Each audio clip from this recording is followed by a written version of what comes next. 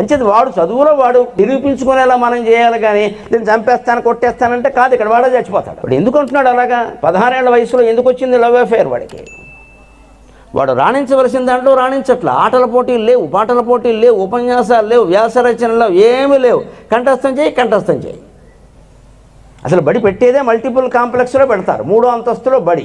ఏంటంటే అక్కడ బిల్డింగ్, నీకు బిల్డింగ్ ఎక్కడ దొరికితే అక్కడ బిల్డింగ్.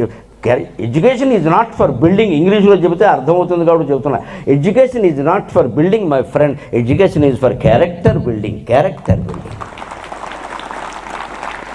నువ్వు భవనాలు కట్టుకుందుకు కాదు ఎడ్యుకేషన్, నువ్వు క్యారెక్టర్ ఏం బిల్డింగ్ చేసావు. ఆ బిల్డింగ్ లేదండి. అక్కడ చేర్పిస్తున్నాం మనం పట్టుకెళ్ళకి ర్యాంకులు వస్తాయి. ర్యాంకులు దేనికే పని లేక వాడు బతుకుండనప్పుడు వాడి జీవితాన్ని వాడు తీర్చిదిద్దుకోలేడు.